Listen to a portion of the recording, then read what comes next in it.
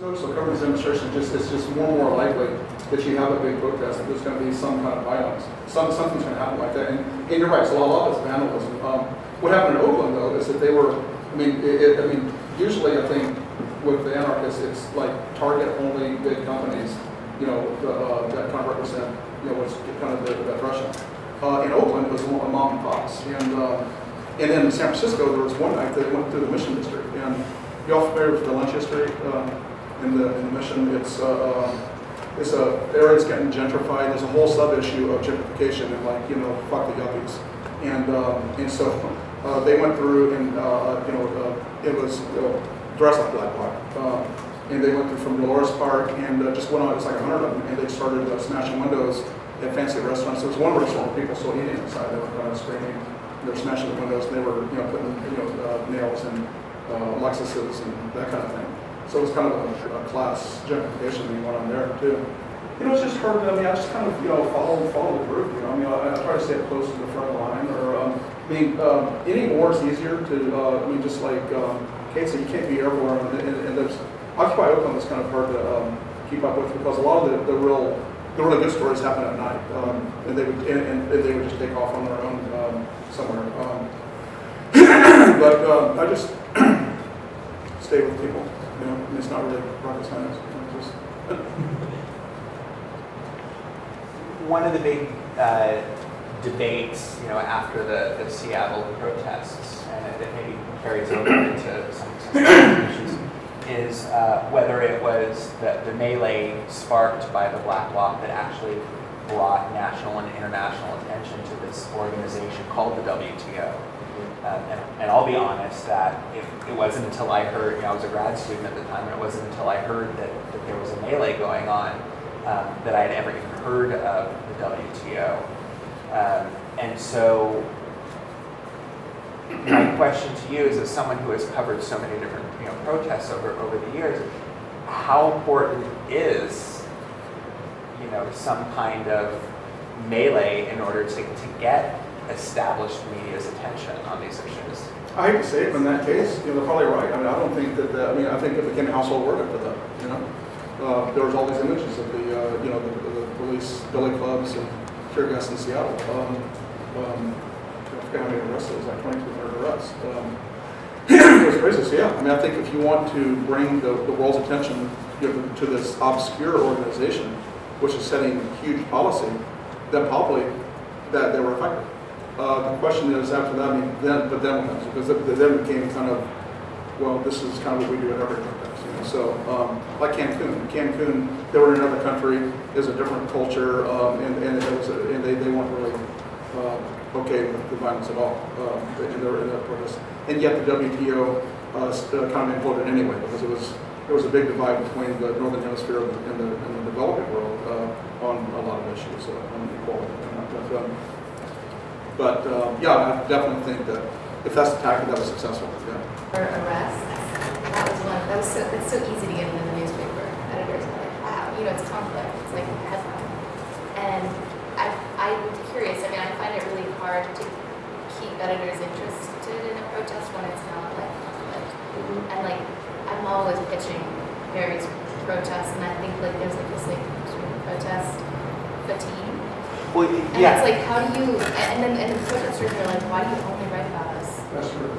Yeah. When it's like, yeah, when we're being peddled. I mean, so it's a weird, it's like, it's a weird. Well, and not only that, but I mean, as someone who has done civil disobedience, does research on it, I mean, it's to the point where I think I interviewed one activist for my research who talked about the fetishism of the 1960s. I mean, how many more chants? What do we want blank? When do we want it now? Or whose streets are streets? I mean, those things have been, you know, twisted and bent for any kind of topic that there really it really isn't newsworthy anymore. I don't want to say it's not newsworthy. It isn't novel. How about that? If we're going to use news as, you know, one definition of news is novel. But it's funny you're saying that, because since they've broken up the encampments, then you could say that Occupy movement's been very smart, because they're planning things that are newsworthy. Right. So I'm not saying Occupy. Yeah. I'm just saying no. That was what was different about it. Right. Just the basic sit-in. I mean, if we want to call Occupy like a massive sit-in, but I mean, up until that point, maybe up until Seattle, protest was so, okay, you negotiate with the police, you invite the press, you do it, you get arrested, you come out, you celebrate. You haven't really challenged authority. You haven't raised social costs, right? Any protest is supposed to raise social costs, make it harder, both socially, politically, but also financially, to continue conducting business as usual. One of the things that the Black Bloc did, no city wants to host the FTAA or the WTO because it costs so much money, right? That's why they sent it out to, these remote places. Occupy raised social cost. It was, okay, we're going to sit here, our goal is not to get arrested, and we're going to stay forever. And I think that was something that was very interesting about it, but there still needs to be, if it's just getting arrested, that's not even newsworthy anymore, because it's been the same model since the 60s. I think that also, you're talking about fatigue, I think there's been I live in San Francisco, and I've been there for over 20 years, and just there's so many demonstrations that, I mean, there's public fatigue too. Right. And you'll hear the comment, oh God, the same old, people protesting. And it came to a head, there was another shooting, there was a shooting of a homeless person at a bar in San Francisco, and they decided to shut down the bar in San Francisco, Russia, like for several days. And it was anonymous that organized this one. And there was a shitstorm of people upset about that, the secretaries, the people trying to get home to their kids. And, there was actually, protesters trying to, there's one trying to get on top of a bar car. And it's kind of dangerous because it's a crowded, subway platform. And so I think that, as far as the message in the protest movement, I don't know, I mean, like Occupy movement, I think everybody agreed with the message. But then it just became, like, fuck Oakland police or, LA police, or it became like a lot of subtext issues that, they lost the public a little bit. Have you written, or are you written about the double standard that we had a presentation yesterday on the Tea Party? At Tea Party demonstrations, people openly carried, weapons, and at Occupy demonstrations, if there had been weapons, there probably would have been greater police violence. I haven't, but just like Kate was saying, it's like somebody gets arrested, that's what the editors, wow, arrest. Let's do a story. No, what I'm saying is that when the right demonstrated via the Tea Party, they openly displayed firearms. Yeah. And the police did not crack down on this open display of firearms. It wasn't really a sit-in. I mean, I don't know if they're exactly parallel. And it was probably in Arizona where they had the firearms where you can't be walking up with But they had fire. Like a rap for like presidential. It was right. The President Obama was speaking. This right. guy was after that automatic weapon. Right. But I do think we covered them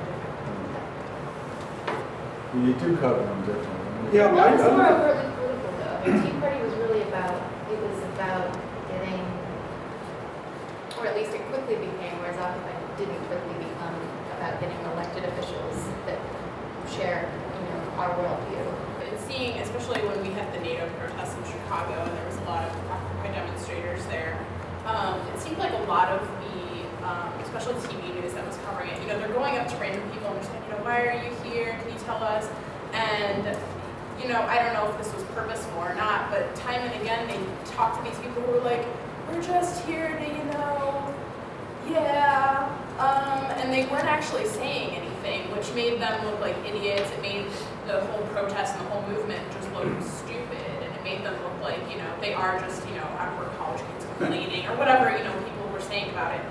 But at the same time, those people were there. So I found that, there were some people that, some news reporters that were only showing these, just like, I don't want to say like mindless idiots, but these people are just like, yeah. And then there was a small handful of people that were actually going to people who had something to say and were trying to exert their opinion, but it didn't seem like anybody was able to show both of those things. It was either one or the other, I guess. And I mean, how do you Kind of deal? selective editing. Yeah, and I don't know if, I mean, I don't know if some of it was purposeful where they, went in saying we want to show that this is stupid, or, I mean, they did find a lot of That's probably just lazy reporting, I mean, honestly. Yeah, but I mean, I guess how do you deal with the fact that, I'm sure that in a lot of these protests there are people that are just there to, hang out and do something. I mean, I know, but there have been a lot of protests. There's always somebody. I'll just say, okay, who's in charge? Who can I talk to? And so we'll talk to that guy over there. In Occupy Oakland, they actually had. They're actually pretty media savvy. They had on the website. They had like a spokesman. Here's the 3 people to call for comments on this. And you call them up. They were very friendly. They'll call you back quickly. And so I think in that case, that's probably just laziness for the reporter. I mean, you can find an idiot in any crowd, and fixate on the idiot is pretty irresponsible. I think part of the problem, and this is what I was getting back to earlier about it being complex, is I think people need to research the social movements that they're covering before they get there. Yeah. So I read so many articles saying, Occupy seems to have invented something called the human mic, and these hand signals. Well, those were, 30 and 15 years old. And, again, like with the Nike thing, if you had researched ahead of time, like the people who show up to a protest have been immersed in that protest context for months or years, and there are very complex political philosophies that explain why people are doing what they're doing. And I think when you show up to a protest without any of that background knowledge, I think it's like if you showed up to a city council meeting without knowing how the government is ran. Exactly. And it literally is that, I think, that level of ignorance where you're just like, well, it seems random. And it's like, well, it's not random, it's just a separate thing. So I think doing research ahead of time is just really, really Well, it's just like Kate was saying, she's a city council, city hall reporter, and she became like a de facto Occupy reporter. I'm a kind of a national reporter, I became an Occupy reporter. Right. And so that's where I've covered a lot of demonstrations. So I had more background. I was going to do a big story on Occupy Fairbanks. There was actually a small group of diehard Occupy activists that were camping in a park, I think Pioneer Park in downtown Fairbanks, in the middle of the winter. And it was like 45 degrees below zero. And these are hardcore. And so I was going to go up and spend the night. And we ran it up the flagpole at Arizona, New York, and said, yeah, we're kind of tired of that story. So I thought it was too bad. I thought it was really the strategy in Fairbanks actually was to freeze them out. Well, why get the cops to just let them just freeze them out. And they had the wood burning stove going. There's only like 4 or 5 of them. There's like 2 homeless guys and 3 college professors. College professors. But what do you guys think about the role of TV? We talk about newspapers, but TV. So much worse than I work for a TV station. That's what everybody. That's the image everybody's got goes from TV. I mean, what do you think about the role of TV on all this, and maybe stereotyping Occupy? I mean, was it good or bad? We monitored at ABC in New York the streams, in Los Angeles, and when things broke out in New York, it was, it just happened so quickly. I think our standards are, we've got to wait for things to flesh out before we just throw images up. But TV, I think, sometimes does add a little confusion, and Sometimes. Sorry. and I can get in trouble if I start tweeting things out under our brand or our show, and so we're very cautious, and especially with events that are unfolding, and we just don't have the correspondence out there to really feed back what's really happening. So a lot of times we may not be the first people to report it, but we'll try and cover it as best as we can. But I found it that we didn't really cover it that well, at least at first. Kate was first at City Hall. Team reporters are even worse prepared for something like this. Team reporters, they go where the shots are being fired and no preparation beforehand. There's just no preparation and no background for the most part.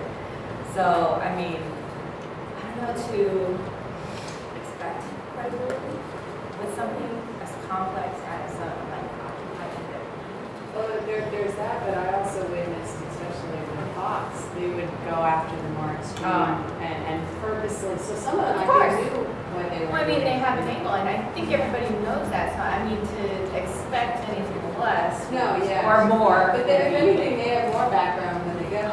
Yeah, that's true, but, you know, TV report, especially like the local TV reporters, I mean, do local TV reporters have beats?